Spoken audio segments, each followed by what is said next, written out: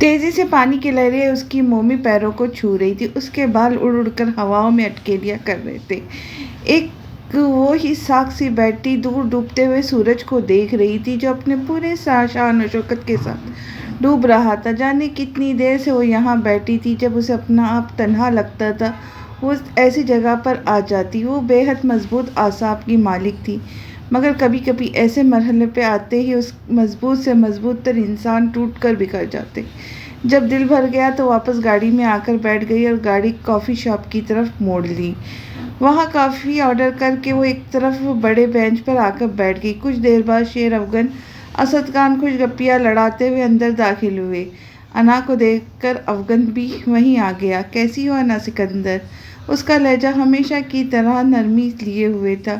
ٹھیک، آپ سنائیں؟ وہ کھل کے مسکرائی، اور وہ جتنی ٹوٹ پھوٹ کا شکار ہوتی مگر دوسروں کے سامنے وہ ہمیشہ ہنستی مسکراتی رہی آئی تھی۔ بالکل ٹھیک، خیریت؟ آپ یہاں اکیلے؟ وہ بے تکلفی سے اس کے سامنے والی چیئر پر بیٹھتے ہوئے بولا۔ ہاں، بس دل کیا تو آ گئی۔ کبھی کبھی انسان کا دل تنہائی چاہتا ہے، وہ سادہ سے لہجے میں بولی۔ اوہ، تو اس کا مطلب ہے ہمیں جانا چاہیے؟ وہ شرارت سے اٹھتے ہوئے بولا۔ نہیں، میں ویسے ہی کہہ رہی تھی۔ وہ سنجیدگی سے بولی۔ صاف لفظوں میں کہہ چکی ہے آپ محترمہ، وہ مسکرا کر بولا۔ وہ نہ چاہتے ہوئے بھی ہنس دی۔ تبھی ویٹر بلیک کافی لیے اس کے پاس آ گیا اور واپس مڑ گیا۔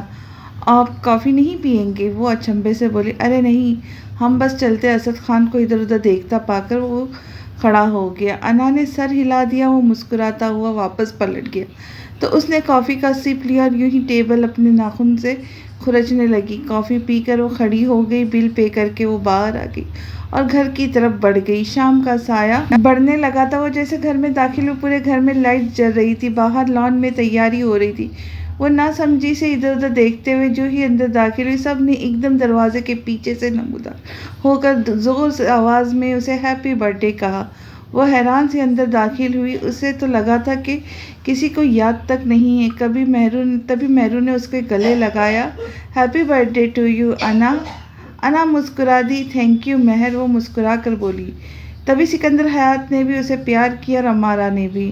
اب تمہارے پاس صرف 2 گھنٹے، جاؤ تیار ہو جاؤ، جن کو انوائٹ کرنا ہے کر لو، سکندر حیات نے تیزی سے کہا۔ وہ سر ہلاتی ہوئی اپنے کمرے میں چلی آئی۔ اس نے ہاشم کا نمبر ملایا مگر دوسری طرف نمبر بیزی تھا۔ اس نے کاٹ کر شیر افغن کو انوائٹ کیا۔ اب تک تو اس کی انہی لوگوں سے زیادہ بات چیت تھی۔ وہ وارڈروب میں چلی آئی اور کپڑے سلیکٹ کرنے لگی جو آج کے لحاظ سے فٹ ہو۔ گرے میکسی جس کے اوپر خوبصورت گولڈن ایمبرائڈری ہوئی تھی اور فراک پر سرخ رنگ کا خوبصورت سا بارڈر تھا۔ گولڈن رنگ کا بڑا سا دوپٹہ جس کے بارڈر پر سرخ رنگ کی ایمبرائڈری بنی ہوئی تھی۔ اس نے ہلکا سا میک اپ کر لیا، آنکھوں پر گرے کلر کا آئی شیڈ لگا کر ریڈ لپسٹک لگا لی، بالوں کا جوڑا بنا لیا، سامنے سے 2 لٹیں نکال لی۔ گرے کلر کی ہائی ہیل پہن کر اس نے آئینے میں اپنا جائزہ لیا۔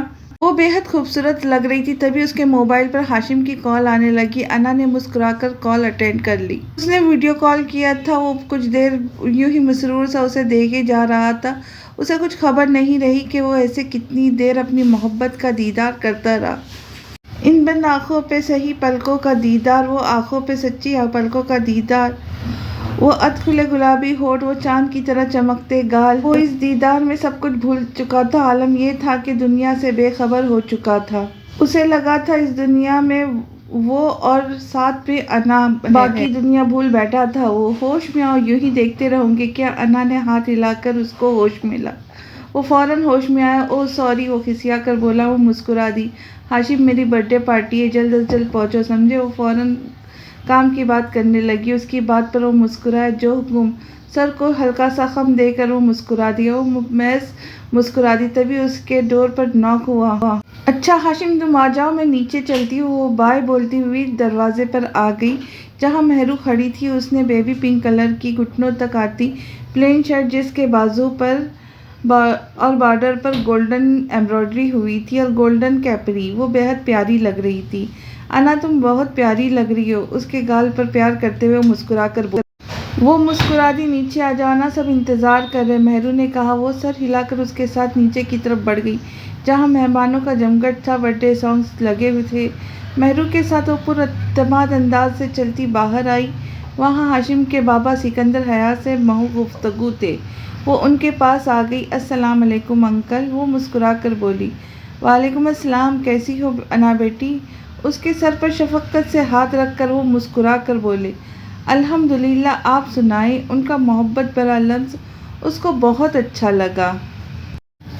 آنٹی کو بھی لے آتے آپ، ادھر ادھر دیکھتے ہوئے بولی۔ ارے بھائی بیٹا، ان کو تو فرصت نہیں ہمارے لیے، ہر وقت گھر میں مصروف رہتی ہے۔ مجھے تو لگتا ہے اس کی شادی مجھ سے نہیں میرے گھر سے ہوئی ہے، وہ خفگی سے بولے۔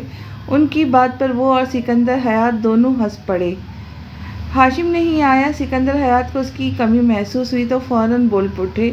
ارے کہاں، کہتا رہا ہوں میں، میرے دوست کی طرف پارٹی ہے، ذرا جو میری بات سنی ہو۔ ہاشم کے نام پر اس کا دل دھڑکا تھا۔ اس کے ایک کہنے پر وہ تمام کام چھوڑ کر آ گیا تھا۔ اس کی نظریں گیٹ پر تھیں، تبھی وہ اندر داخل ہوا۔ وائٹ شرٹ اور گرے پینٹ کوٹ میں وہ بے حد بھلا لگ رہا تھا۔ ہلکی ہلکی بیئرڈ، گلابی بھرے بھرے ہونٹ، بالوں کو ایک طرف سیٹ کیا ہوا تھا۔ ہاتھ میں بیش قیمتی گھڑی پہنے وہ کال پر بات کرتے ہوئے آ رہا تھا۔ ایک ہاتھ میں اس کے گفٹ اور بوکے تھا۔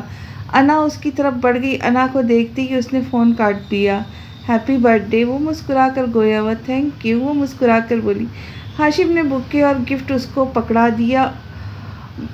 کل کا گفٹ کافی تو تھا، وہ مسکرا کر بولی۔ نہیں تھا، وہ دھیرے سے بولا۔ تبھی سکندر حیات کی نظریں اس پر پڑی۔ انا اپنی جگہ شرمندہ ہو گئی۔ وہ اس کے ساتھ ہی سکندر حیات کی طرف بڑھ گیا۔ دونوں کو ایک جیسے رنگ کے کپڑوں میں دیکھ کر آفریدی مسکرا دیے۔ انہوں نے جان بوجھ کر گلا خنکارا۔ انا اور ہاشم دونوں سٹپٹا گئے۔ ایکسکیوز می، انا ایکسکیوز کرتی آگے چلی گئی جہاں مہرو کے سسرال والے آئے تھے۔ Happy birth day girl, Mehru کی ساس نے پیار سے اسے خود سے لپٹاتے ہوئے کہا۔ شکریہ آنٹی، وہ مسکرا کے بولی۔ کیسے ہو فیضان؟ فیضان کو دیکھ کر وہ خوش دلی سے بولی۔ ٹھیک ہے نا، آپ کیسی ہے؟ وہ بھی مسکرا کر بولا۔ اللہ کا شکر ہے، وہ سر ہلا کر بولی۔ اس نے اسفار کو گویا کرنا ضروری نہ سمجھا۔ وہ یوں ہی ہر کسی سے فری نہیں ہوتی تھی۔ ان سے ایکسکیوز کر کے وہ باقی مہمانوں سے ملنے چلی گئی۔ ہاشم کی نظریں مسلسل اس پر جمی تھیں۔ وہ باتیں تو سکندر حیات سے کر رہا تھا مگر نظریں مسلسل انا پر جمی تھیں۔ آفریدی نے ان کی نظر کا حصار میں اب انا کو دیکھا تو خود بخود مسکرا دیے۔ کچھ دیر بعد سب مہمانوں سے مل کر وہ دوبارہ انہی کے پاس آ گئی۔ انا، ہاشم کو ٹائم دو، وہ بور ہو رہا ہوگا، ہم تو بھائی بوڑھے لوگ ہیں، یہ کہاں ہماری باتوں میں دلچسپی لے گا۔ آفریدی نے ان کی مشکل آسان کر دی۔ ہاشم نے ممنون نگاہوں سے انہیں دیکھا۔ ہاں جاؤ انا۔ سکندر حیات نے بھی ان کی ہاں میں ہاں ملائی۔ وہ سر ہلا کر اس کے ساتھ پتھریلی روش پر چلنے لگی اور گلاس ڈور دھکیل کر اس کو اندر لے آئی۔ دونوں خاموش تھے، شاید بولنے کو کچھ تھا نہیں۔ ہاشم نظروں سے ہی اس سے باتیں کر رہا تھا۔ وہ اس کو لیے ڈرائنگ روم میں آئی اور باہر نکل گئی۔ کچھ دیر بعد وہ کیک لے کر اس کے پاس آ گئی۔ اتنا بڑا کیک میں اکیلے کیسے کھاتی، تبھی رکھ دیا تھا تاکہ تمہارے ساتھ کاٹوں، وہ کیک ٹیبل پر رکھتے ہوئے بولی۔ ہاشم کو خوشگوار حیرت نے آ گھیرا۔ انا اس سے تھوڑا سا دور ہو کر بیٹھ گئی اور چھری اس کے ہاتھ میں پکڑائی اور خود بھی پکڑ لی۔ تبھی مہرو اندر داخل ہوئی۔ اوئے ہوئے، یہاں تو پہلے ہی برتھ ڈے ہو رہی ہے، وہ شرارت سے بولی۔ انا کے ہاتھ سے چھری چھوٹ گئی۔ اس نے ہاشم کو کنکھیوں سے دیکھا جو مطمئن سا بیٹھا تھا۔ کرو مگر رکو، میں تصویر تو بناؤں۔ چلو کاٹو، مہرو مسکرا کر بولی۔ مہرو کے انداز پر انا نے شکر کا سانس بھرا اور اس کے ساتھ مل کر کیک کاٹا۔ مہرو نے انا اور ہاشم کی تصویر لے لی۔ انا نے پہلے ہاشم کو کیک کھلایا، پھر مہرو کو۔ انا نے ٹیشو سے ہاتھ صاف کیے اور کھڑی ہو گئی۔ چھپے رستم لوگ، چھپ کر سب ہوتا رہا اور بتایا تک نہیں، مہرو ہنس کر بولی۔ تمہاری بہن ہے ہی اتنی ڈرپوک، بتانے ہی نہیں دیا مجھے تمہیں، وہ برا سا منہ بنا کر بولا۔ انا نے گھور کر اس کو دیکھا۔ تمہاری بہن نے ابھی بھی مجھ پر مہرو کو گھوریاں ڈالنی شروع کر دی ہے، وہ ہنس کر بولا۔ انا بھی ہنس دی۔ باہر چلے، اب باہر سب ویٹ کر رہے ہوں گے۔ گھڑی پر ٹائم دیکھتے ہوئے انا نے یاد دلایا تو وہ تینوں باہر آ گئے جہاں واقعی سب اس کا انتظار کر رہے تھے۔ درمیان میں بڑی گول میز پڑی تھی جس پر دو کیک پڑے تھے، جس پر انا سکندر حیات ہیپی برتھ ڈے لکھا ہوا تھا۔ انا مسکراتی ہوئی ٹیبل کی طرف آ گئی۔ ہاشم سامنے ہی یہ پینٹ کی جیبوں میں ہاتھ ڈالے انا کو دیکھ رہا تھا، جو اپنے موتی کی لڑیوں سے دانت نکال کر سب کو دیکھ رہی تھی۔ اس نے چھری پکڑی اور کیک کاٹا، سب نے مل اسے وش کیا۔ ہاشم نے اس کی تصویر بنا لی۔ ہاشم بھائی ہاں آئے نا، سب سے اسپیشل گیسٹ تو آپ ہیں انا کے، مہرو شرارت سے بولی۔ ہاشم نے اسے گھورا مگر وہ اس کی گھوری کو نظر انداز کر کے اس کو انا کے پاس لے آئی۔ امارا جو ہی ان دونوں کو ایک ساتھ کھڑا دیکھا ان کو بے حد اچھا لگا، یوں لگ رہا تھا جیسے وہ دونوں ایک دوسرے کے لیے ہی بنے ہیں۔ انا نے ڈیڈی کو ایک کیک کھلایا، پھر مما کو۔ اس کے بعد جو ہی مڑی ہاشم اس پر نظریں گاڑے کھڑا تھا۔ انا کھلاؤ نا، مہرو نے جان بوجھ کر سکندر حیات کے سامنے کہا۔ سکندر حیات مسکرا دیا، وہ مہرو کی چالاکیاں سمجھتے تھے۔ انا نے جھنجھلاتے ہوئے ہاشم کو کیک کھلایا۔ ہاشم نے نیچے سے اس کا نرم ملائم ہاتھ تھام لیا۔ انا نے اس کو گھورا اور اپنا ہاتھ واپس کھینچ لیا۔ مہرو کو کیک کھلا کر ٹیشو سے ہاتھ صاف کر کے وہ کھڑی ہو گئی۔ سب اس کو گفٹ دینے لگے، وہ مسکرا مسکرا کر سب سے گفٹ وصول کر رہی تھی۔ میرا تو مسکرا کر وصول نہیں کیا، وہ ہلکے سے اس کے کان میں سرگوشی کر کے بولا۔ تبھی منتشا بھی آ گئی۔ ان دونوں کو یوں دیکھ کر اس نے کوئی رسپانس نہیں دیا اور اسے سمپل سا برتھ ڈے وش کر دیا۔ تبھی شیر افغن گفٹ لیے آ گیا۔ آئی ایم سو سوری انا جی، میں اس قدر مصروف تھا کہ جلدی ابھی اس کی بات بھی مکمل نہیں ہوئی تھی کہ پیچھے مڑتی منتشا سے اس کی زبردست ٹکر ہوئی۔ او ہو، دیکھ کر نہیں چل۔ شیر افغن برا سا منہ بنا کر بولنے لگا مگر منتشا کو دیکھ کر خاموش ہو گیا۔ انا اور ہاشم نے ایک دوسرے کو ہنسی روک کر دیکھا، پھر ان دونوں کو دیکھا۔ منتشا کچھ بولے بغیر چلی گئی۔ شیر افغن نے خاموشی سے گفٹ اس کی طرف بڑھا دیا۔ تمہارا آنا ہی بہت تھا افغن، وہ مسکرا کر بولی۔ اچھا نہیں لگتا نا کسی کے برتھ ڈے پہ خالی ہاتھ جانا، وہ مسکرا کر بولا۔ انا نے نظر دوڑا کر دوسرے کیک کو دیکھا جو کہ ویسا پڑا تھا۔ جیسا کہ آپ سب جانتے ہیں یہ پارٹی انا کی برتھ ڈے کے لیے رکھی گئی ہے۔ اس پارٹی پہ ایک اور خاص مقصد کے لیے رکھی گئی ہے۔ سکندر حیات کی آواز پر سب نے چونک کر ان کو دیکھا۔ انا نے ہاشم کو دیکھا جس نے کندھے اچکا کر ناسمجھی کا اظہار کیا۔ آج انا کی برتھ ڈے کے ساتھ ساتھ میں انا اور اصفر کا رشتہ طے کرنا چاہتا ہوں۔ منگنی انشاءاللہ باقاعدہ طور پر ہوگی جس میں آپ سب کو انوائٹ کیا جائے گا۔ وہ مسکرا کر بولے۔ ان کی بات تھی یا کوئی ایٹم بم جو انا اور ہاشم پر گرا تھا؟ یہ کیا ہو رہا ہے؟ ہاشم بے حد ٹوٹ پھوٹ سا گیا، بمشکل وہ بولا۔ اصفر فیضان کا بھائی تھا۔ انا کو لگا جیسے ڈیڈی نے پگھلا ہوا سیسا اس کے کانوں میں انڈیلا ہو۔ تبھی مہرو ان دونوں کے پاس آ گئی۔ انا تم لوگ پریشان نہ ہو، میں ڈیڈی کو سمجھاؤں گی۔ ہاشم کی حالت دیکھ وہ ہونٹوں پر زبان پھیر کر بولی۔ ہاشم کا رنگ زرد ہو گیا تھا۔ اس نے انا کو دیکھا جو بے بسی سے اسے ہی دیکھ رہی تھی۔ ہاشم کی آنکھیں نم سی ہو گئی۔ انا کا دل ایک دم بوجھل ہو گیا۔ وہ کچھ بولنا چاہتی تھی مگر وہ تیز تیز قدم اٹھاتا باہر نکل گیا۔ حیران تو آفریدی بھی تھے، وہ بھی اب فوراً بیٹے کے پیچھے گئے۔ سکندر حیات اس کے پاس آگے۔ کیسا لگا میرا سرپرائز؟ انہوں نے بہت پیار سے پوچھا۔ انا نے سپاٹ نظروں سے انہیں دیکھا جو مسکرا رہے تھے۔ مہرو کا رنگ زرد پڑ گیا تھا۔ انا واپس اندر بڑھ گئی، وہ شرما گئی ہے، وہ ہنس کر بولے اور اصفار کی طرف بڑھ گئے۔ منتشا کو ڈیڈی پر ایک دم غصہ آنے لگا۔ اسے ہمیشہ سے ڈیڈی اپنی مرضی تھوپنے والے انداز برا لگتا تھا۔ شیر افغن اس کے پاس آ گیا۔ کیسی ہے؟ وہ مسکرا کر بولا۔ اس کی ساحرانہ مسکراہٹ نے پل بھر کو منتشا کو خاموش کر دیا۔ صحیح، وہ دھیرے سے بولی۔ آپ کیوں اتنے رفٹ حلیے میں ہیں؟ وہ اس کے حلیے پہ چوٹ کر کے بولا۔ وائٹ ٹاپ اور بلیک ٹائٹس میں وہ بھی اچھی لگ رہی تھی، لمبے بال پشت پر بکھرے ہوئے تھے۔ کیوں، کیا ہوا میرے حلیوں کو؟ وہ فوراً تڑک کر بولی۔ وہ مسکرا دیا۔ کچھ نہیں۔ منتشا کو لگا اسے منتشا کا انداز اچھا نہیں لگا، تبھی اس نے اس کو دیکھا جو ادھر ادھر دیکھ رہا تھا۔ آپ کو چاہیے آپ اپنے گھر کی خوشیوں میں شریک ہو۔ کچھ دیر بعد وہ ہولے سے بولا۔ منتشا نے اس کو دیکھا جو شاید اس کے بارے میں جان چکا تھا۔ میں اپنی مرضی کی مالک ہوں، وہ تلخی سے کہہ کر چلی گئی۔ شیر افغن کندھے اچکا کر رہ گیا۔ اب اس کا کیا کام تھا یہاں؟ وہ بھی باہر کی طرف بڑھ گیا۔ انا کا دماغ پھٹنے کے قریب تھا، نیچے تقریب اپنے جوبن پر تھی جبکہ ادھر اس کا دماغ سلگ رہا تھا۔ اس کا بس نہیں چل رہا تھا کہ جا کے پوری تقریب کے سامنے انکار کر دے۔ اس نے ہاشم کو کال کی، اس کا نمبر مسلسل بند آ رہا تھا۔ انا کا چہرہ غصے کی شدت سے سرخ پڑ گیا تھا، وہ سر ہاتھوں میں تھامے ہوئے شدت سے اپنی بے بسی کا ماتم منا رہی تھی۔ جب تمکنت سے چلتی ہوئی منتشا اندر داخل ہوئی۔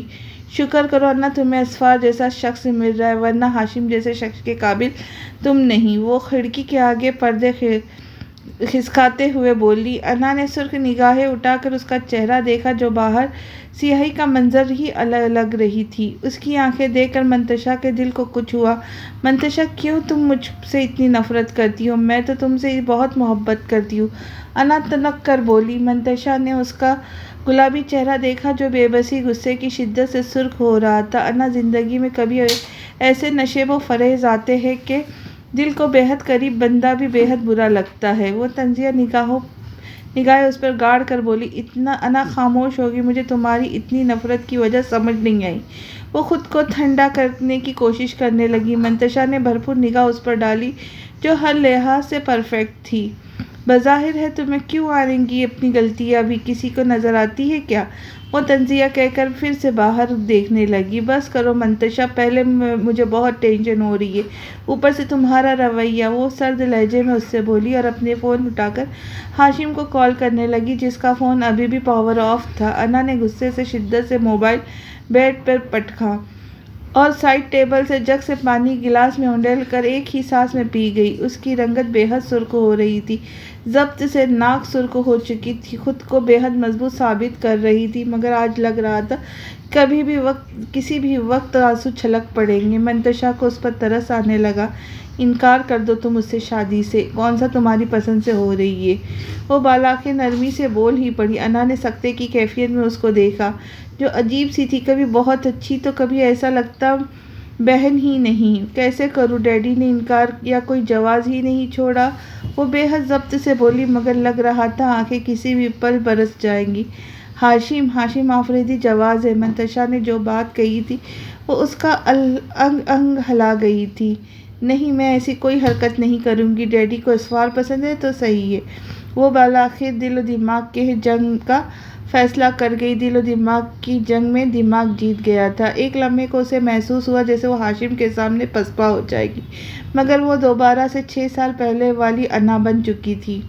منتشا نے حیرت سے اس کو دیکھا۔ انا، کسی کی محبت کے سفر میں اپنا ساتھ بخش کر بیچ راستے میں نہیں چھوڑنا چاہیے، منتشا نے دھیرے سے کہا۔ انا نے نظریں پھیر لی۔ میں نے اسے پرپوز نہیں کیا تھا، وہ خود میری زندگی میں شامل ہوا ہے۔ میں بھی تو کسی اور کو اپنا ہمسفر چننے کو تیار ہوگی، پھر وہ آگے آ کر وہ بھی چن لے تو اس میں کوئی مضحکہ نہیں۔ وہ اپنے ہاتھوں سے کیوٹکس کھرچتے ہوئے بولی۔ منتشا کو وہ حد سے زیادہ ظالم لگی۔ ضروری نہیں جسے ہم چاہتے ہوں وہی ہمارا ہمسفر بھی ہے۔ کبھی کبھی تقدیر کھیل کھیل جاتی ہے کہ ہماری زندگی میں اس شخص کو ہمارا اپنا بنا کر بھیج دیتی ہے جس کے بارے میں کبھی ہم نے سوچا تک نہیں ہوتا۔ انا دھیرے سے بولی، اس کا لہجہ تلخ ہو چکا تھا۔ منتشا نے کندھے اچکائے۔ تمہاری زندگی، تمہاری مرضی، جو کرو۔ ویسے تم نے ہاشم آفریدی کے ساتھ اچھا نہیں کیا۔ منتشا نے ایک بار پھر ہاشم کا ساتھ دیا۔ کیا اچھا نہیں کیا؟ اگر اچھا نہیں کیا تو برا بھی نہیں کیا، وہ تنک کر بولی۔ اسے بار بار ہاشم کا ساتھ دینا بالکل پسند نہیں آیا، تبھی وہ ہلکا سا زور دے سے بولی۔ منتشا نے اس کا چہرہ دیکھا جس پر عجیب قسم کے تاثرات تھے۔ منتشا بغیر کچھ بولے باہر نکل گئی۔ انا نے ایک پرسکون سانس خارج کیا اور الٹے بیڈ پر گر گئی۔ آنکھوں پہ بازو رکھ کر وہ کچھ ہی دیر میں گہری نیند میں چلی گئی۔ ہاشم، ہوا کیا ہے؟ مجھے کچھ بتاؤ گے؟ مسز آفریدی تقریباً 2 گھنٹے سے اس کے کمرے کا دروازہ بجا رہی تھی، مگر مجال ہے جو اس ہاشم نے دروازہ کھولا ہو۔ آپ کیوں نہیں مجھے کچھ بتاتے آفریدی؟ وہ بالآخر تنگ آ کر بولی۔ کیا بتاؤں؟ کچھ ہے بتانے کو؟ وہ تنک کر بولے اور اپنے کمرے کی طرف بڑھ گئے۔ مسز آفریدی کا دل ڈوب رہا تھا۔ ہاشم آج تک چاہے کتنی ہی بڑی پریشانی کیوں نہ یوں بیہیو نہیں کرتا تھا۔ ہاشم، میری جان، ایک بار میری بات سنو میرے بیٹے۔ انہوں نے بہت پیار سے اس کو بلایا۔ کچھ ہی دیر بعد ہاشم دروازہ کھول کر نکل آیا۔ وہ white T shirt, black trouser میں سرخ آنکھوں اور بکھرے بالوں کے ساتھ وہاں آ گیا تھا۔ ہاشم، یہ کیا حالت بنا رکھی ہے تم نے اپنی؟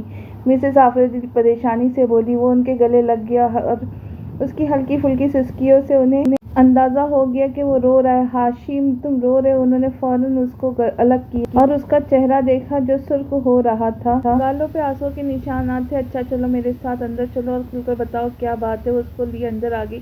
ادھر بیٹھو۔ اسے بٹھا کر انہوں نے جگ سے گلاس میں پانی ڈالا اور اس کی طرف بڑھایا۔ اس نے پانی کا گلاس تھام لیا اور گھونٹ پی کر انہیں واپس کر دیا۔ ہاشم لو اپنا آپ ہلکا محسوس ہوا تو مسز آفریدی سے الگ ہو گیا اور گہری سانس لی تھی۔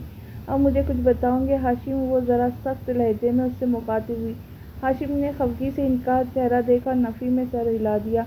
مسز آفریدی بنا کچھ بولے کمرے سے باہر نکل گئی۔ وہ بھی ان کو جاتا دیکھ کر باہر بالکنی میں نکل آیا۔ آسمان پر بادل چھائے ہوئے تھے، چاند بادلوں کے پیچھے بالکل ہی چھپ گیا تھا۔ اسے چاند پر انا کا گمان ہونے لگا، پھر دھیرے سے اپنی بے بسی پر ہنس دیا۔ جیب سے سگریٹ اور لائٹر نکال کر اس نے سگریٹ جلائی اور پھونکنے لگا۔ تبھی سامنے والے فلیٹ میں سے ایک لڑکی باہر نکلی۔ ہاشم پر جو ہی اس کی نظر پڑی، اس نے پرجوش ہو کر ہاتھ ہلایا۔ ہاشم نے حیرت سے اس کو دیکھا، جو چہرے پر جوش مسکراہٹ سجائے اس کو کیچ کر رہی تھی۔ ہاشم نے اکتا کر اس کو دیکھا اور پٹک سے کھڑکی بند کی اور اندر آ گیا۔ یار میں اس سے محبت کرتا تھا، اس کا تو کچھ مان رکھنا چاہیے تھا نا۔ 3 دن بیت چکے تھے۔ ہاشم کا غم کم ہونے کا بجائے بڑھتا ہی جا رہا تھا۔ اوپر سے انا نے اب تک اس سے کوئی کانٹیکٹ نہیں کیا تھا۔ اسے اس چیز کا سب سے زیادہ تکلیف تھی۔ ہاشم وہ تم سے محبت کرتی تھی اور ضرور رابطہ کرتی۔ اب اگر وہ نہیں کر رہی تو اس کا صاف مطلب ہے کہ وہ اس رشتے سے خوش ہے۔ امجد کی بات پر ہاشم نے چونک کر اس کا چہرہ دیکھا۔ کیسی باتیں کہہ رہا ہے یار، ایسا کیسے ہو سکتا ہے؟ میرا چین، سکون، نیند، آرام سب چھین کر کیسے وہ اپنا راستہ بدل سکتی ہے؟ وہ تڑپ کر بولا۔ امجد نے گہری سانس بھری۔ پھر ضروری نہیں ہر کوئی وفا کرے، زندگی میں کچھ لوگ ایسے آتے جو زندگی کی حقیقت آشکار کر جاتے۔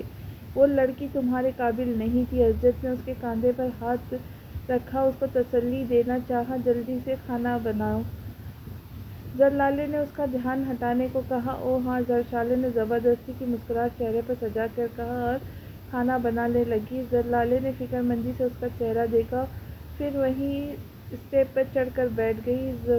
زوار کا رویہ اس کی سمجھ سے باہر تھا۔ السلام علیکم شاہ جی، آپ؟ بیلا کی والدہ نے جو ہی زوار کو دیکھا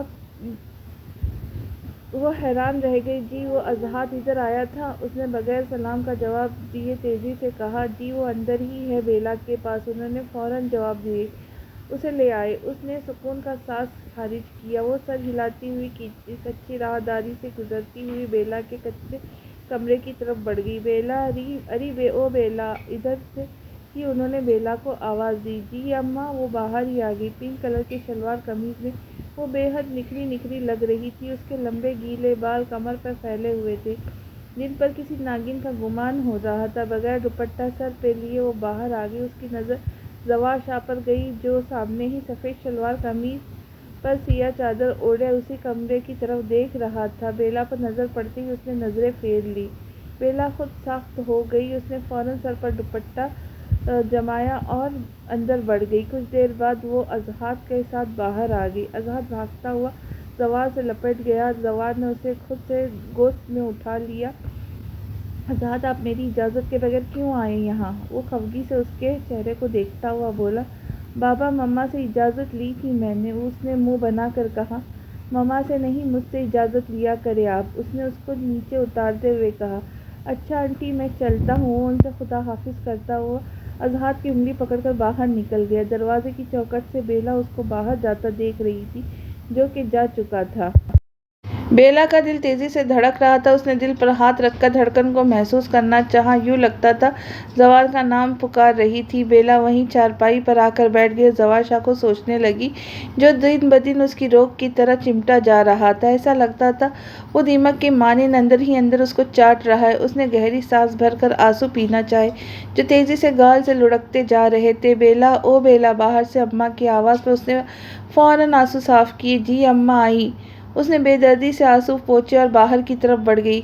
کچھ بھی نہیں تو ویسا جیسا تھا، سوچا تھا، جتنا تجھے چاہا تھا۔ سوچا تھا تیرے لب پر کچھ حرف دعاؤں کے، کچھ پھول وفاؤں کے مہکیں گے میری خاطر۔ کچھ بھی تو نہیں ویسا جیسا تجھے سوچا تھا۔ محسوس یہ ہوتا ہے دکھ جھیلے تھے جو اب تک بے نام مسافت میں، لکھنے کی محبت میں، پڑھنے کی ضرورت میں، بے سور ریاضت تھی، بے فیض عبادت تھی۔ کچھ بھی تو نہیں تھا ویسا جو خواب بھی دیکھے تھے ان جاگتی آنکھوں نے، سب خام خیالی تھی۔ پھر بھی تجھے پانے کی دل کسی گوشے میں خواہش تو بچا لی تھی، لیکن تجھے پا کر بھی اور خود کو گوا کر بھی اس حبس کی موسم کی گھڑی سے ہوا آئی، نہ پھول سے خوشبو کی کوئی بھی صدا آئی۔ اب نیند ہے آنکھوں میں، نہ دل میں وہ پہلی سی تازہ سخن آرائی، نہ لفظ میرے نکلے، نہ حرف وہ معافی کے دانش میرے کام آئی، نہ دیدار طاقت میں جتنی بھی اذیت تھی سب میرے ہی نام آئی۔ کچھ بھی تو نہیں ویسا جیسا تجھے سوچا تھا، جتنا تجھے چاہا تھا۔ جو ہی گاڑی آفس کے باہر رکی، انا بھی باہر نکل آئی، آنکھوں سے گاگلز اتار کر۔ جیسے ہی وہ مڑی، سامنے ہی بے صبری سے ہاشم نے اس کو اپنا انتظار کرتا پایا۔ اس نے اس کو مکمل اگنور کیا اور آگے کی طرف بڑھنے لگی، مگر ہاشم نے اس کا راستہ روک لیا۔ بیچ راستے پر کسی کو تنہا نہیں چھوڑا کرتے۔ وہ اس کا چہرہ دیکھتے ہوئے بولا۔ انا نے سپاٹ چہرے سے اس کا چہرہ دیکھا، اس کی آنکھوں کے نیچے حلقے پڑے ہوئے تھے جو رت جگہ کے غمازی تھے۔ انا نے نظریں چرا لیں۔ میرا راستہ چھوڑو ہاشم، مجبوراً مجھے سیکورٹی گارڈ کی مدد لینی ہوگی ورنہ مشکل بولی۔ ہاشم نے حیرانی سے اس کا چہرہ دیکھا۔ انا، تم وہی انا ہو نا جسے میں محبت کرتا ہوں؟ وہ حیرت سے بولا۔ انا نے اس کی آنکھوں میں دیکھا جن پر حیرانی حلقورے لے رہی تھی۔ میں لیٹ ہو رہی ہوں ہاشم، میرا راستہ چھوڑو۔ وہ تنک کر بولی، نہیں چھوڑوں گا، پہلے مجھے جواب دو، وہ کیوں کر رہی ہو ایسا میرے ساتھ؟ وہ دہاڑ کر بولا۔ اس کی دھاڑ پر انا سہم گئی۔ ہاشم کی آنکھیں خطرناک حد تک سرخ پڑ گئی تھیں۔ میں نے کچھ نہیں کیا تمہارے ساتھ، اگر میں اپنا راستہ بدل لیا ہے تو تم بھی راستہ بدل دو نا۔ وہ پھر سے مضبوط لہجے میں بولی، کتنی آسانی سے کہہ رہی ہو نا تم یہ؟ وہ جو میرے دل پر گزر رہی ہے وہ کیا چاہتی ہو تم؟ وہ چیخ اٹھا۔ ہاشم، تماشا مت بناؤ، ہٹ جاؤ میرے راستے سے۔ وہ بہت ضبط سے بولی۔ ہاشم نے ایک نظر اس کا چہرہ دیکھا جن پر بیزاریت طاری تھا۔ وہ جان چکا تھا ان سب فضول ہے، انا اسفار کو قبول کر چکی ہے۔ ہاشم مسلسل اس کا چہرہ دیکھ رہا تھا، تبھی سیکورٹی گارڈ وہاں آ گئے۔ میم، کوئی پرابلم ہے؟ ہاشم کو مسلسل اس کا راستہ روک کے دیکھ کر وہ وہیں آ گئے تھے۔ اس سے پہلے کہ وہ کچھ کہتی، پیچھے سے آتے غازی کی آواز پر وہ مڑ گئی۔ ان کو باہر نکلواؤ، مسلسل انا کو ٹریپ کر رہا ہے یہ بندہ، غازی نے سختی سے کہا۔ انا نے فوراً نفی میں سر ہلانا چاہا، مگر سیکورٹی گارڈز نے دونوں طرف سے اس کے بازو دبوچ لیے تھے۔ چھوڑو میرا ہاتھ۔ ہاشم نے ایک جھٹکے سے اپنا بازو ان کے قبضے سے آزاد کیا اور زخمی نگاہ سے انا کو دیکھا اور تیز تیز قدم اٹھاتا باہر بڑھ گیا۔ انا نے غازی کو دیکھا جو زہریلی نظروں سے ہاشم کو جاتا دیکھ رہا تھا۔ اندر چلیں آپ انا۔ وہ انا کو اندر چلنے کا اشارہ کرتے ہوئے خود بھی اندر کی طرف بڑھ گیا۔ انا نہ کچھ بولے ہوئے اندر بڑھ گئی۔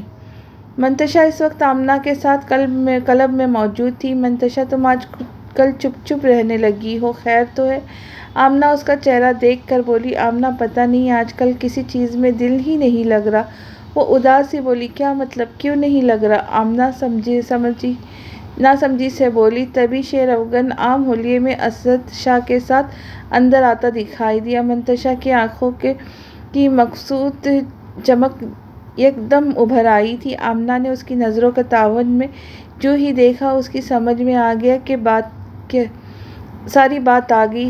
شیر افغن کی نظر بھی منتشا پر پڑی جو کولڈ ڈرنک کا گلاس ہاتھ میں لیے اسی کو دیکھ رہی تھی۔ اس نے مکمل طور پر منتشا کو اگنور کیا اور ریسیپشن کی طرف بڑھ گیا۔ وہ شاید کچھ پوچھ گچھ کرنے آیا تھا۔ منتشا کی آنکھوں میں بڑھتی ہوئی چمک یک دم معدوم پڑ گئی تھی۔ چلو آمنہ، چلیں۔ یک دم اس کا دل ہر چیز سے اچاٹ ہو گیا تھا۔ مگر آمنہ نے حیرانی سے اس کو دیکھا جو یک دم جانے کا کہہ رہی تھی۔ چلو، وہ تحکمانہ انداز سے کہتی باہر نکل گئی۔ آمنہ بھی کندھے اچکاتی اس کے پیچھے چلی گئی۔ کچھ دیر بعد شیر افغن نے نظر گھما کر اس سمت دیکھا جہاں کچھ دیر پہلے منتشا سکندر تھی، مگر اب جگہ خالی تھی۔ اس نے واپس گردن موڑ لی۔ تیزی سے سیڑھیاں چڑھتی ہوئی جیا کا پاؤں بری طرح پھسلا تھا۔ وہ بری طرح زمین بوس ہو چکی تھی۔ اس کی سسکی نکل گئی تھی۔ تبھی اسے اپنے وجود پر گہری نظر کی تپش محسوس ہوئی۔ اس نے نظر اٹھا کر جو ہی اوپر دیکھا، زمین کو اپنی طرف دیکھتا پا کر اس کو پور پر شرمندگی میں ڈوب گیا۔ وہ درد بھلائے شرمندگی سے سر جھکائے بیٹھی تھی۔ اگر سجدہ کر لیا ہو تو پلیز اٹھ جائیں، مجھے دیر ہو رہی ہے۔ وہ گھڑی پر وقت دیکھتے ہوئے سرد لہجے میں بولا۔ جیا کا دماغ بھی پل بھر میں کھسک گیا تھا۔ آپ کا مطلب ہے میں آپ کا راستہ روک کے کھڑی ہوں؟ وہ سخت لہجے میں اس سے مخاطب ہوا۔ ہوئی۔ بظاہر تو یوں ہی محسوس ہو رہا ہے۔ وہ کندھے اچکا کر سخت لہجے میں بولا، منہ دھوئیے جا کر، آپ کی تو شکل دیکھ کر اس 10 دن تک مجھے برے خواب آتے ہیں، کچا کہ آپ کا راستہ روکنا۔ وہ سختی سے کہتی کتابیں سمیٹنے لگی۔ مجھے سخت بری لگتی ہے ایسی لڑکیاں جو بنا لحاظ کے لڑکوں سے زبان درازی کرے۔ وہ سخت لہجے میں بولا۔ جیا نے اس کا چہرہ دیکھا اور جو تپ کر سرخ ہو گیا تھا۔ مجھے کوئی شوق نہیں آپ کو اچھی لگوں یہ، اور پلیز میرے راستے سے ہٹیے، وہ سختی سے کہتی ہوئی کوریڈور کی طرف بڑھ گئی۔ ضامن نے سرد نظروں سے اس کو جاتا دیکھا اور سر جھٹکتا پرنسپل کے آفس کی طرف بڑھ گیا۔ فضول بندہ ہے، بلا وجہ میرے منہ لگنے کی کوشش کر رہا تھا، جیا کڑواہٹ بھرے لہجے میں بولی۔ او ہو جیا، کیوں اس کو سر پر سوار کر رہی ہو؟ چھوڑو یار۔ ثنا نے اس کو ریلیکس کرنا چاہا۔ یار مجھے سخت غصہ چڑھ رہا ہے، وہ لڑکا پتہ نہیں خود کو کیا سمجھتا ہے۔ وہ بری طرح کھول رہی تھی۔ ظاہر ہے یونیورسٹی کے 80% لڑکیاں اس پر مرتی ہیں، غرور تو آئے گا ہی نا۔ ثنا نے کندھے اچکا کر کہا، فضول باتیں مت کرو ثنا، تم لوگوں نے اسے سر پر چڑھا رکھا ہے۔ وہ چڑھ کر بولی۔ کتابیں کھول کر بیٹھ گئی۔ وہ دونوں اس وقت بینچ پر بیٹھی ہوئی تھی۔ ثنا نے چپس کا پیکٹ اس کی طرف بڑھایا مگر اس نے انکار میں سر ہلایا اور پڑھنے میں مصروف ہو گئی۔ ثنا خاموشی سے وہاں سے اٹھ گئی اور دور کھڑے عبیرہ کے گروپ کی طرف بڑھ گئی۔ جیا بے حد سنجیدہ مزاج کی لڑکی تھی، کم گو پر کسی سے جلد قریب ہونے والی۔ یہی وجہ تھی کہ اسے یونیورسٹی میں 2 سال ہو چکے تھے مگر اب تک اس نے ثنا کے علاوہ کسی کو دوست نہیں بنایا۔ تبھی جیا کے فون پر اشر کی کال آنے لگی۔ وہ کتابیں سمیٹ کر یونیورسٹی کے گیٹ کی طرف بڑھ گئی۔ اسے بھیا لینے آ گئے تھے، آج انہیں ایک شادی میں شرکت کرنا تھا۔ وہ جو ہی باہر آئی ایک بار پھر ضامن سے اس کی ٹکر ہوتے بچی۔ تم واقعی نظروں سے فارغ ہو؟ ضامن نے بری طرح اس کو لتاڑا۔ چلو تو فارغ ہوں تو کیا تمہاری آنکھیں کرائے پر گئی ہیں جو اندھوں کی طرح چلے آ رہے ہو؟ وہ سختی سے گویا ہوئی۔ یو ایڈیٹ، وہ اس کو گھور کر کہتا اندر چلا گیا جبکہ جیا نے اس کی نقل اتاری اور باہر کی طرف بڑھ گئی۔ انا میڈم باہر آپ کے ڈیڈی آپ کو بلا رہے۔ وہ جو گھر جانے کے لیے چیزیں سمیٹ رہی تھی پیون کی بات پر چونک گئی۔ ڈیڈی کیوں آئے؟ وہ بڑبڑائی۔ ٹھیک ہے تم جاؤ، آ رہی ہوں میں۔ پیون کو کہہ کر اس نے بیگ اٹھایا اور گاگلز لگا کر باہر نکل آئی۔ جہاں ڈیڈی پجاروں کے ساتھ لگے اس کا ویٹ کر رہے تھے، وہ بنا کچھ بولے فرنٹ سیٹ پر بیٹھ گئی۔ آج اسفار کی مدر کی طبیعت کچھ ٹھیک نہیں تو میں نے سوچا تمہیں لے کر انہی طرف چلا جاؤں۔ اب تو تمہارا بھی ان سے گہرا رشتہ جڑ گیا۔ گاڑی سٹارٹ کرتے ہی انہوں نے آنے کا مقصد بیان کیا۔ ڈیڈی آپ مہرو کو لے جاتے، میری طبیعت ٹھیک نہیں ہے، میں آرام کرنا چاہتی ہوں۔ وہ سرد مہری سے بولی، بیٹا 10 منٹ ہی بیٹھ جائے گا آپ؟ وہ نرمی سے بولے۔ ڈیڈی میں نے کہا نا مجھے نہیں جانا۔ وہ سب سختی سے بولے۔ وہ کچھ نہیں بولے اور گاڑی گھر کی طرف موڑی۔ راستے میں ہی آفریدی کا گھر پڑتا تھا۔ چلو اب ذرا میں آفریدی کی طرف ہی ہو لوں یا ادھر بھی نہیں؟ وہ چڑھ کر بولے۔ انا خاموش ہو گئی، بس دل دھڑکا تھا جس پر اس نے فوراً ہی قابو پا لیا۔ کچھ دیر بعد گاڑی آفریدی ولا کے سامنے آ کر رکی۔ آ جاؤ تم بھی گاڑی سے اترتے ہوئے انہوں نے اس سے پوچھا۔ انا نے انکار کر دیا۔ انا بیٹے اچھا نہیں لگتا، چلے آپ اب کے؟ وہ سختی سے بولے۔ نہ چاہتے ہوئے بھی اسے جانا ہی پڑا۔ وہ اندر کی طرف بڑھ گئی مگر سامنے ہی ہاشم مسز آفریدی کے گلے ان سے مل رہا تھا۔ اس کے ساتھ ہی بریف کیس پڑا تھا۔ انا کا دل ایک دم دھڑک اٹھا تھا۔ اسے لگا جیسے اس کے پیر زمین سے جکڑ لیے ہو۔ ارے سکندر تم ادھر سے؟ آفریدی نے ان کو دیکھ کر مسکرا کر کہا۔ ہاشم نے جو ہی مڑ کر دیکھا انا کو اپنی طرف دیکھتا پایا۔ ہاشم کا چہرہ ایک دم سپاٹ ہو گیا۔ انا کو ڈھیروں شرمندگی نے آ گھیرا۔ اوکے ڈیڈی موم، وہ آخری بار ان سے مل کر جانے لگا۔ کہاں جا رہے ہو ہاشم؟ سکندر حیات نے اچنبھے سے اس کو جاتے دیکھا تو پوچھ لیا۔ طبیعت ٹھیک نہیں تھی، ڈاکٹر نے کہا 1 مہینے کے لیے کسی خوشگوار موسم والے شہر میں چلا جائے۔ بہت مشکل سے منایا اسے، آفریدی مسکرا کر بولے اور انہوں نے دھیرے سے سر ہلا دیا۔ ہاشم باہر نکل گیا۔ انا بھی سب سے نظر بچاتی باہر نکل آئی۔ سامنے ہی رباب کھڑی تھی جس سے ہاشم باتیں کر رہا تھا۔ انا پر اعتمادی سے چلتی اس کے پاس آ گئی۔ السلام علیکم، اس نے مسکرا کر سامنے والی لڑکی کو مخاطب کیا۔ وعلیکم السلام، اس نے انا کی سلام کا جواب دیا۔ ہاشم مجھے آپ سے ضروری بات کرنی ہے، انا نے بالآخر کہہ ہی دیا۔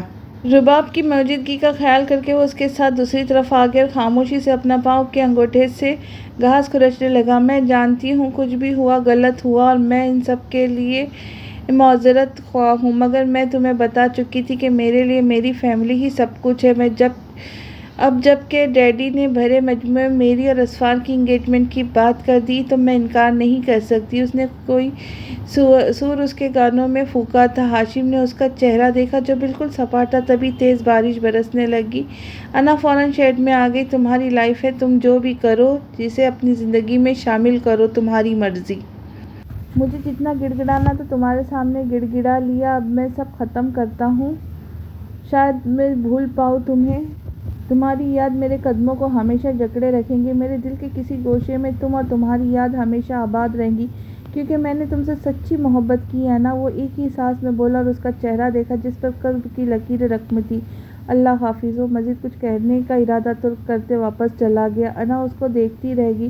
انا کو وہ بھی ہمیشہ کے لیے اپنی زندگی سے جاتا ہوا لگا۔ ایک ننھا سا موتی اس کی آنکھوں سے نکل کر اس کے گالوں کو بھگو گیا، جسے اس نے بے دردی سے صاف کیا اور اندر چلی آئی۔ ہاشم کیا ہوا؟ رباب نے فوراً اس سے پوچھا، جو بمشکل ہی خود کو سنبھالے ہی گاڑی تک آیا تھا۔ آج محبت ہار گئی ہے، محبت ہار آیا ہوں میں، وہ بھری ہوئی آواز میں کہتا ہوا گاڑی میں بیٹھ گیا۔ رباب کچھ سمجھ نہ سکی اور یہ صرف ہاشم اور یا انا ہی جانتے تھے وہ کیا کہہ چکا ہے۔ وہ تیزی سے سفر کرتی گاڑی میں بالکل ساکت و جامد باہر کے نظاروں سے نظریں دوڑا رہا تھا۔ اسے ایسا محسوس ہو رہا تھا جیسے اس نے کسی قیمتی چیز کو کھو دیا ہے جس کی قیمت اس کی زندگی کے برابر ہے۔ وہ ایک ہتھیلی اپنی تھوڑی پیٹھ تلے رکھے باہر دیکھ رہا تھا، دل اداسی سے پھٹنے کو تھا۔ انا گھر آتے ہی انیکسی کی طرف بڑھ گئی جہاں سمن سو رہی تھی۔ اسے اس وقت کسی ایسے کی ضرورت تھی جو اسے تسلی دے سکے، مگر وہاں جا کر اسے پتہ چلا سمن سو رہی ہے۔ وہ شکستہ قدموں سے چلتی ہوئی اپنے کمرے کی طرف بڑھ گئی۔ مہروز پہلے سے ہی اس کے کمرے میں موجود تھی۔ انا کہاں گئی تھی؟ اس کی ریک سے کوئی کتاب نکالے وہ اس کے ورق پلٹتے ہوئے اس سے بولی، آفس سے آ رہی ہوں۔ پاؤں ہیل سے آزاد کرتے ہوئے وہ سنجیدگی سے بولی۔ مہرو نے مڑ کر اس کا چہرہ دیکھا۔ انا تم پریشان ہو؟ اس نے جیسے ہی انا کا چہرہ پڑھ لیا تھا۔ کیوں؟ وہ جواباً اس سے سوال کر کے بولی، مجھے محسوس ہو رہا ہے۔ اس نے کندھے اچکا کر کہا۔ انا بیڈ پر آ کر لیٹ گئی۔ مہرو کچھ دیر مجھے اکیلا چھوڑ دو، وہ بازو آنکھوں پر رکھ کر بولی۔ مہرو نے مزید کچھ کہنا ضروری نہیں سمجھا اور کتاب واپس ریک پر رکھ کر جانے لگی۔ لائٹ آف کرتی جاؤ، اس نے دھیرے سے کہا۔ مہرو نے افسوس سے اس کو دیکھا جو بازو آنکھوں پر رکھ کے سونے کی ایکٹنگ کر رہی تھی، اور لائٹ بند کر کے باہر نکل گئی۔